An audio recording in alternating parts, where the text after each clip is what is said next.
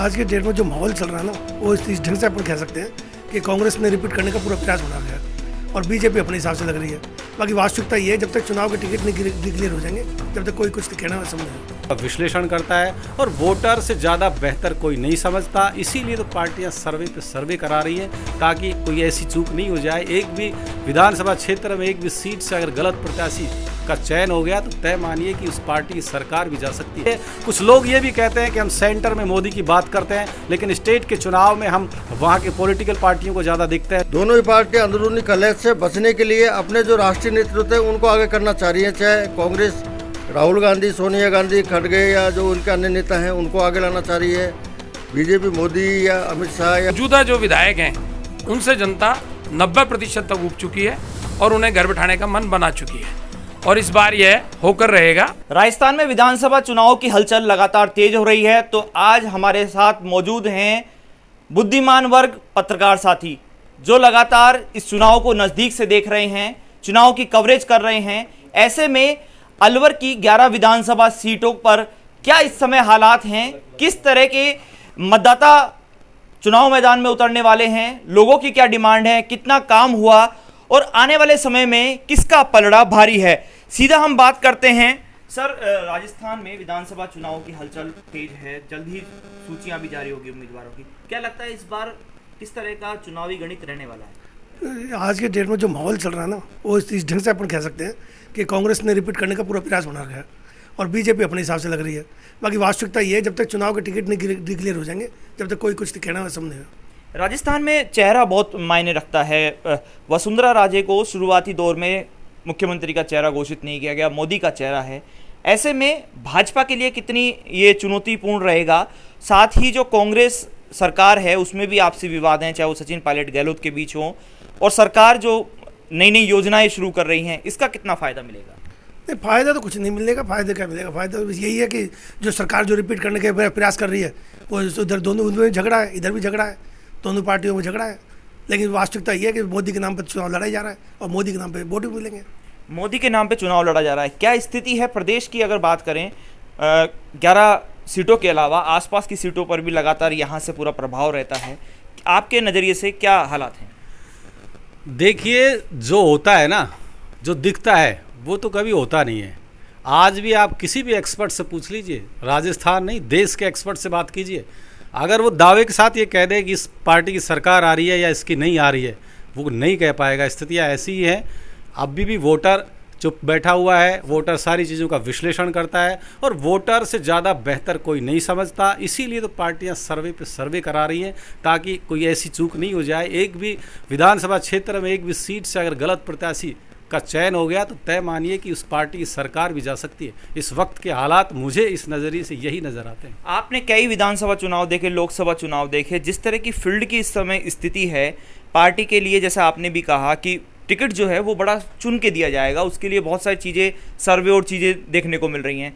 क्या लगता है कि इस बार दोनों ही पार्टियों के लिए राजस्थान बहुत अहमियत रखता है, खासतौर पे कांग्रेस और बीजेपी के लिए? ये सही बात है कि इस बार कांग्रेस ने पूरी ताकत लगा रखी है, पूरी ताकत झोंक रखी है और उन्होंने अपनी टैगलाइन बना रखी है कि इस बार रिपीट बदलाव नहीं होगा जो हर 5 साल में होता था, इस बार नहीं होने दिया जाएगा। इस पूरी ताकत के साथ कांग्रेस लड़ रही है, लेकिन कांग्रेस में भी बहुत सारी भीतर ही भीतर उठापटक हम 5 साल से देख भी रहे हैं। अब वो 5 साल की उठापटक किस रूप में बाहर वोट के रूप में निकलेगी, ये आज ना वोटर जानता है ना विश्लेषक जानते हैं। लेकिन बीजेपी की अपन बात कर लें थोड़ी देर के लिए, तो बीजेपी में भी चेहरा सामने नहीं है, सिर्फ एक नरेंद्र मोदी का चेहरा है। अब जनता कितना नरेंद्र मोदी के चेहरे को रास करेगी, पिछले 10 साल से करती आ रही है। कुछ लोग ये भी कहते हैं कि हम सेंटर में मोदी की बात करते हैं, लेकिन स्टेट के चुनाव में हम वहाँ के पॉलिटिकल पार्टियों को ज़्यादा देखते हैं। पिछले चुनावों में कर्नाटका से लेकर हमने कई जगहों पर ये बदलाव भी देखा है और अब नई चीज़ें सामने निकल के आ रही है। सरकार कहती है कि 1 नेशन 1 इलेक्शन की बात करने लगी है, इससे समीकरण बदलने जैसी स्थितियाँ भी नजर आती है। लेकिन अब ये देखने वाली स्थिति है कि आगे आने वाले क्या डिसीजन आते हैं और किस तरफ के कौन किस तरफ मोड़ जाता है, मतलब वोटर की सोच में क्या बदलाव आता है। ये महत्वपूर्ण है आगे के चुनाव में। आगे के चुनाव में महत्वपूर्ण है। आप लगातार कई सालों से, करीब 30-35 सालों से पत्रकारिता में हैं और काफ़ी चीज़ें आपने देखी। क्या लगता है इस बार का चुनाव बीते सालों के चुनाव से कुछ अलग और इसमें क्या खास होने वाला है? ये बात तो ठीक है कि जो पुराने चुनाव हुए हैं पुराने समय में और इस चुनाव में लेकर थोड़ा अंतर है, चाहे वो पॉलिटिकल दृष्टि से देखें, चाहे वोटर की दृष्टि से देखें, चाहे सभी तरीके की दृष्टि से देखें। कारण क्या है कि कई इश्यूज इस वक्त चल रहे हैं। पार्टियों में अगर देखा जाए तो पार्टी अभी प्रत्याशियों को चयन में ही उलझी हुई है दोनों। ना कांग्रेस अभी कोई स्पष्ट कर पा रही है, ना बीजेपी कर पा रही है। वोटर अभी दोनों पार्टियों के रणनीतिकार और इनके नेता और इनकी तरफ अब ध्यान लगाए बैठे हैं कि आखिर इनकी रणनीति है क्या, क्योंकि ना कांग्रेस की रणनीति अभी पूरी तरीके से बाहर आई है। रोज़ाना अलग तरह की बातें आती हैं। कभी कहते हैं कि नए लोगों को टिकट दिए जाएंगे, कभी कहते हैं कि नए जिताओं को दिए जाएंगे। अलग अलग तरीके के इनके रोज़ाना पैरामीटर तय हो रहे हैं दोनों ही पार्टियों के। तो असली जो इस चुनाव का रुख रहने वाला है वो दो बातों पर निर्भर करेगा। एक तो ये कि दोनों ही पार्टियों की रणनीति क्या हो, राजस्थान के लिए दोनों पार्टियों को चेहरे कौन हो, चाहे कांग्रेस का हो चाहे बीजेपी। कांग्रेस ने भी ये कहा है कि गहलोत के नाम पर चुनाव नहीं लड़ा जाएगा, कांग्रेस पार्टी के नाम से चुनाव लड़ा जाएगा। इधर बीजेपी भी ये कह रही है कि साहब मोदी के नाम पर चुनाव होगा, हमारा यहाँ राजस्थान में कोई चेहरा नहीं होगा। वोटर का ये है कि भाई हमारा राजस्थान में हमारा 5 साल का मुखिया कौन होगा जो हमें 5 साल हमारी सरकार चलाएगा, वो उसके ऊपर ध्यान दिए हुए पार्टी ये चाह रही है कि राजस्थान में चूँकि दोनों ही पार्टियों में अंदरूनी कलह बहुत तेज़ी से और बहुत ज़्यादा हैं, दोनों ही पार्टियां अंदरूनी कलह से बचने के लिए अपने जो राष्ट्रीय नेतृत्व है उनको आगे करना चाह रही हैं। चाहे कांग्रेस राहुल गांधी, सोनिया गांधी, खड़गे या जो उनके अन्य नेता हैं उनको आगे लाना चाह रही है, बीजेपी मोदी या अमित शाह या और इनके जो प्रमुख नेता हैं उनके नाम पर चुनाव लड़ना चाह रही है। कुल मिला के स्थिति ये है कि वोटर अभी सब एंगलों को देख रहा है और अभी वो बिल्कुल साइलेंट है। अभी इस बारे में कुछ नहीं कहा जा सकता कि राजस्थान का जो विधानसभा का चुनाव होने वाला है अगला किस करवट बैठेगा, किस रुख की ओर जाएगा, अभी इस बारे में कुछ नहीं। अलवर की बात करें, अलवर की 11 सीटें हैं, क्योंकि अभी नए जिलों के समीकरण के हिसाब से नहीं वो होगा चुनाव, पुरानी समीकरण के हिसाब से होगा। ऐसे 11 में, क्योंकि अलवर में मेवात क्षेत्र भी आता है, ब्रज क्षेत्र भी आता है, बैरोड के क्षेत्र में राठ क्षेत्र भी लगता है।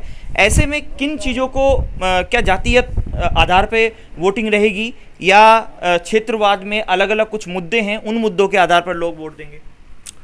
देखिए, चुनाव कोई भी हो, चाहे लोकसभा हो, विधानसभा हो, पंचायत हो, नगर पालिका हो, कोई भी चुनाव हो, आज जातिगत जो एक फैक्टर रहा है कि वह जातिगत वोट के आधार पे प्रत्याशी, पार्टी भी प्रत्याशी का चयन जाति को देखकर करती है।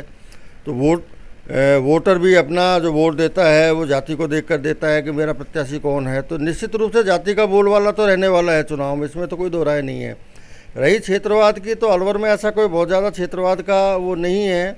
अलवर की जो जैसे पुराना अलवर ज़िला कहा जा सकता है, उसको लेकर देखा जाए तो 2-3 तरीके की संस्कृति यहाँ हावी रही हैं। खासकर मेवात की संस्कृति है जो कुछ इलाकों में है। इसके अलावा एक राठ की संस्कृति थी जो बहरोड, मुंडावर, बानसूर क्षेत्र में हुआ करती थी।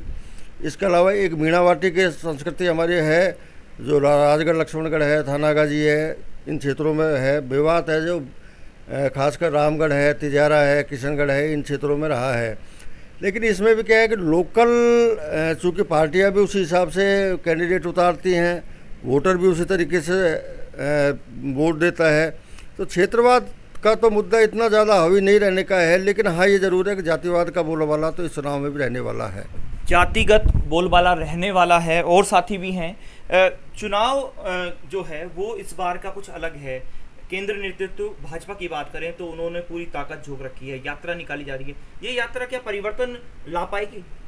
परिवर्तन लाने के लिए पूरा प्रयास करेंगे और ये लोग पहले देख रहे हैं कि वर्तमान में सरकार ने क्या क्या प्रलोभन दिए हैं, क्या क्या योजनाएं दी हैं, उनके अनुसार ये अनुकरण करेंगे, फिर अपने हिसाब से नई पॉलिसी लाएंगे। आप लंबे समय से विधानसभा चुनाव को कवर भी कर रहे हैं, देख भी रहे हैं, किस तरह के बदलाव लगातार देखने को मिल रहे हैं? अब पार्टियां, ये जो हम फील्ड में गए तो वहाँ लोगों ने कहा कि फ्री की रेवड़ियाँ बांट रही हैं, मूलभूत सुविधाओं का अभाव है। तो क्या ये जो योजनाएं हैं वो जनता को आकर्षित कर पाएंगी? जनता को यह योजनाएं आकर्षित कर भी रही हैं, लेकिन उसका मतदान पर कोई इतना गहरा असर नहीं पड़ पाता है। पहली बात यह कि सरकारें हमारे यहाँ बदलती रहती हैं, लेकिन व्यवस्थाएं वहीं की वहीं रहती हैं। मतदाता अपने आप को ठगा सा महसूस करता है जब उसको पीने का पानी तक नहीं मिलता। फिलहाल की जो स्थिति है उसमें सिर फुटोबल की स्थिति कांग्रेस के अंदर तो 2 ही नेताओं की है, जबकि भारतीय जनता पार्टी के अंदर 10 लोगों की है। अब ये आगे देखने में आएगा कि मुकाबले में कौन कौन प्रत्याशी उभर कर सामने आते हैं। बाकी ये मौजूदा जो विधायक हैं उनसे जनता 90% तक उब चुकी है और उन्हें घर बिठाने का मन बना चुकी है। और इस बार यह होकर रहेगा। व्यवस्थाओं में परिवर्तन करने के लिए भी सरकार निश्चित रूप से प्रत्याशी बदलने पर, परिवर्तन पर पूरा फोकस दे रही है। भारतीय जनता पार्टी लोक लुभावने वादे कर रही है, कांग्रेस अपनी सरकार की रेवड़ियाँ बांट रही है। बस सारे काम दोनों तरफ से ही बराबर बराबर के चल रहे हैं। लेकिन मौजूदा जो है मतदाता वो बड़ी पैनी निगाहें रखा हुआ है। वेट एंड वॉच के बाद वह अपना फैसला मतदान के दिन ही सुनाएगा।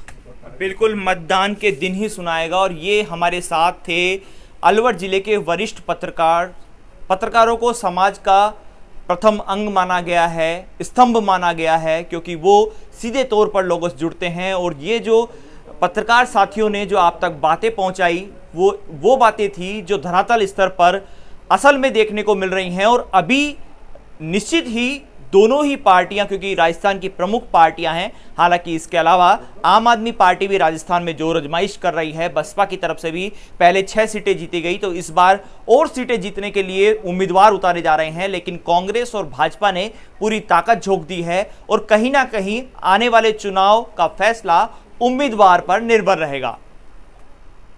राजस्थान तक के लिए अलवर से मैं हिमांशु शर्मा।